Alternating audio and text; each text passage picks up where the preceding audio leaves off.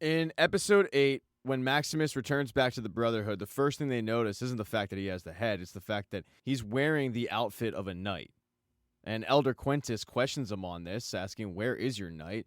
And Maximus says he's dead, which Quintus finds interesting because he looks at it as the second time a brother has fallen into misfortune. And what he's talking about is what happened with Dane. There's part of Quintus that still thinks that Maximus was at fault. But then Maximus gets into deep trouble when they realize that the head that he's brought back isn't actually the head they were looking for.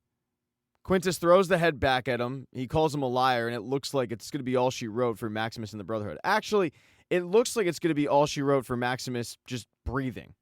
Maximus starts begging for his life, saying that he can get them the real head. He can lead them to it. But it's actually Dane who comes to his defense, saying, "The injury was my fault, not Maximus. Please, listen to him." So Elder Quintus does. He takes Maximus into a meeting, just he and Maximus.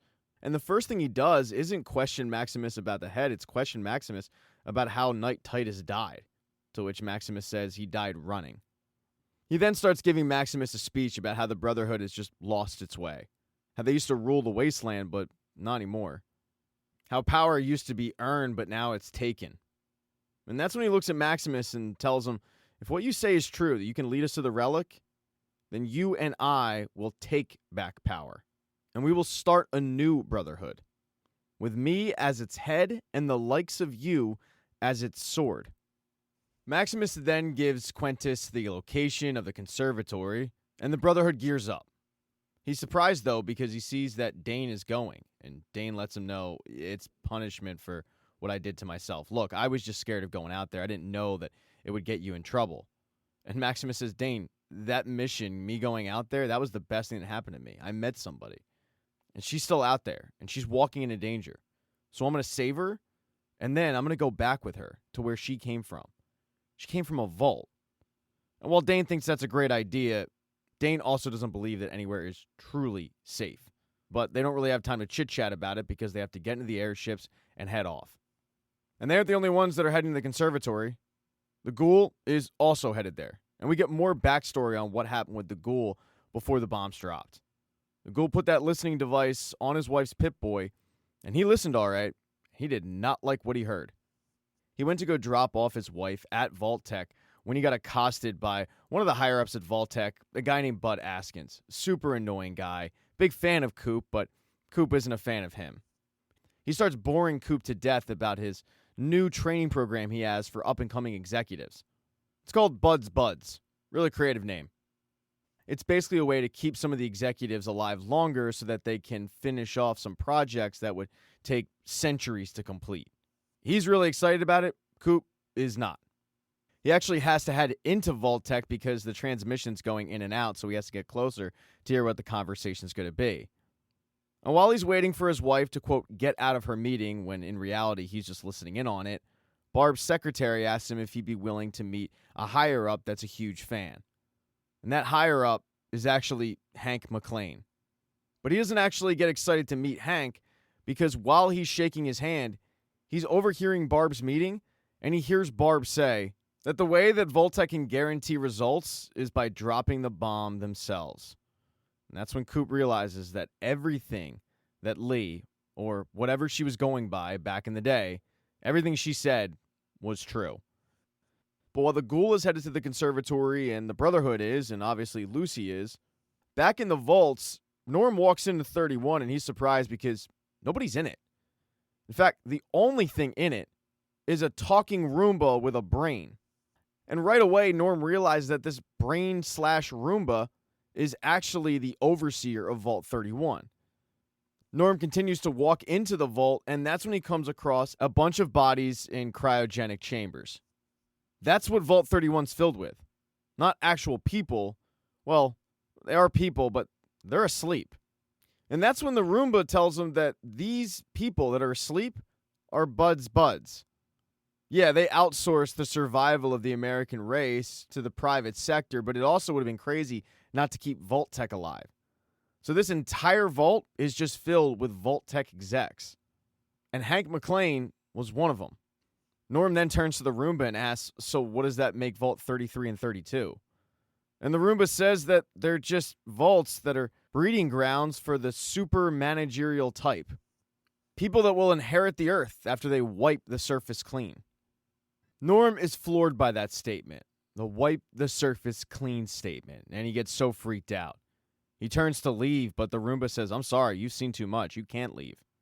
The doors then close, and Norm says to the Roomba, "Are you just going to keep me here?"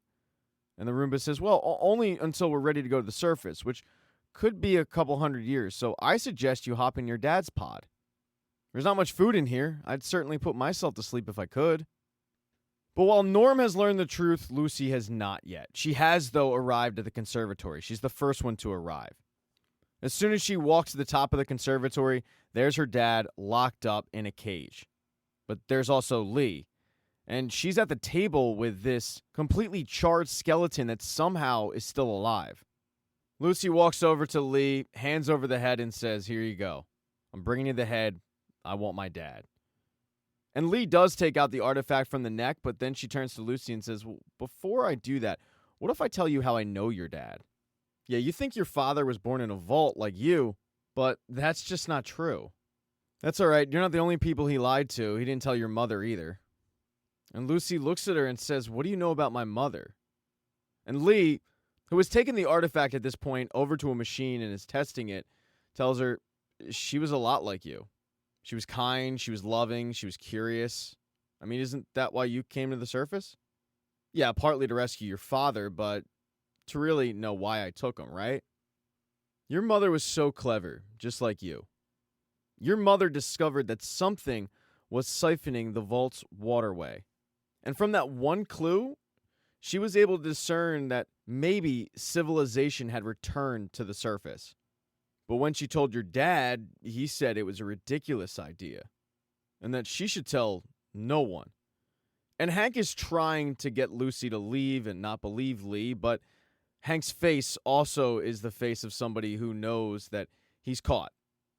Lee completely ignores everything that Hank's saying, all the pleas, and she just continues on with the story about how Rose, Lucy's mom, figured out that her husband, the overseer, was hiding things. That's when Rose ran away, and she took her 2 children with her, and she discovered a community, Shady Sands. But Hank went after her, and when he found her in Shady Sands, he tried to get her to come back, but she didn't want to come back. So he took his kids back and then burned that city to the ground. Because that's how Vault-Tec deals with competition, just like they did 200 years ago. And as Lucy thinks about it, memories are starting to pour back from her as a younger girl in Shady Sands with her mom.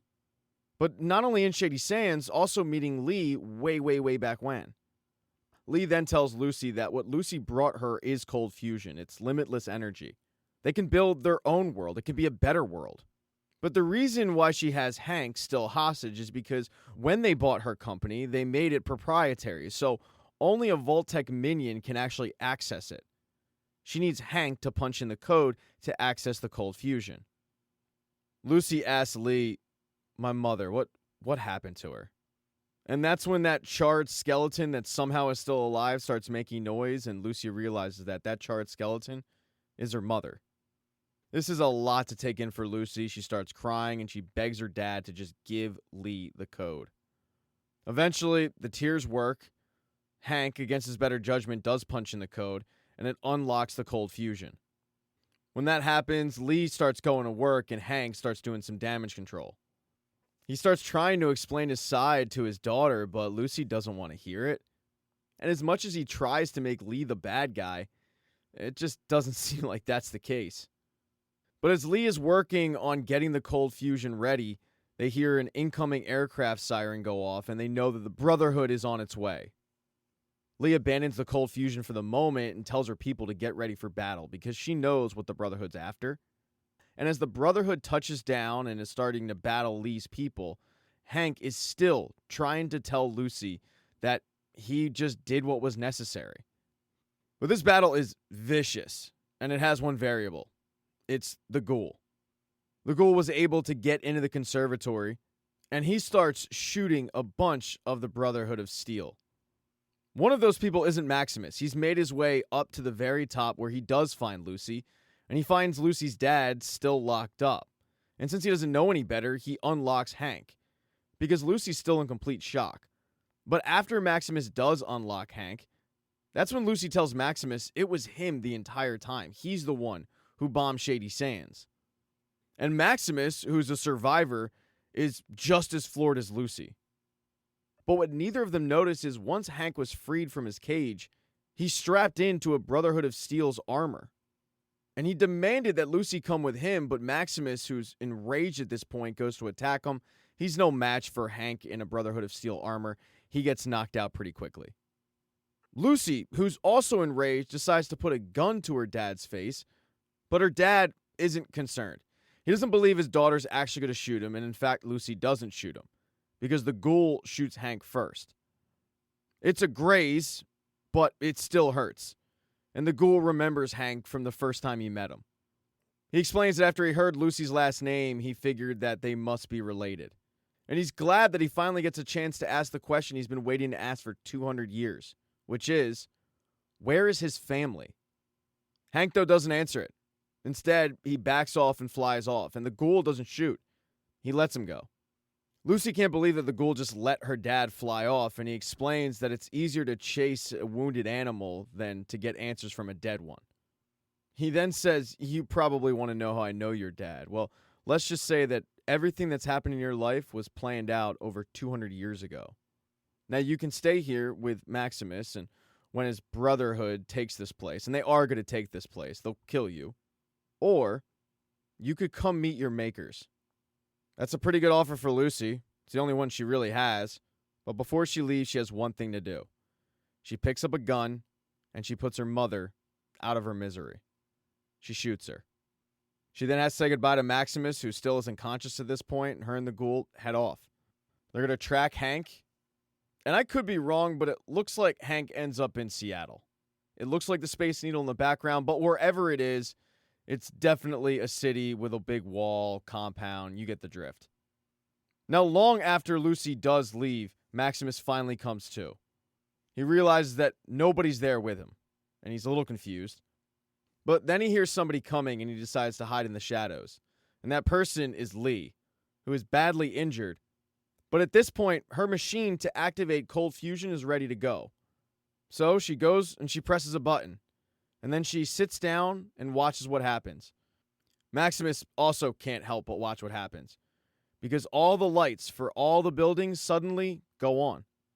She asks Maximus, what do you think your Brotherhood would do with infinite power? Maybe you can stop them, maybe you can't. Maybe all you can do is try. And then Lee dies. And a few seconds later, Dane and the rest of the Brotherhood come up, and Dane asks Maximus, is that their leader? And when Maximus says yes, and Dane looks down and, well, the leader's dead, Dane proclaims to the entire Brotherhood that Maximus shall be a knight hereafter. And all the Brotherhood starts chanting, all hail Maximus. And Maximus doesn't correct them because at this point, he's torn on what Lee just said. And that is the end of Season 1 of Fallout. Thank you so much for getting to this point of the recap. Please consider subscribing to the channel. Hit thumbs up if you liked it. Smash that thumbs down button if you thought this video sucked. If you leave a comment in the comment section, please just, be nice. Nasty comments make me feel bad. These videos, they take a while to make, so just, if I mess something up, it's okay. You'll live. Oh, and I have merch. Go buy a mug or something. And sharing is caring. Hit that share button and, put it on MySpace or something like that. And I'll be here for Season 2.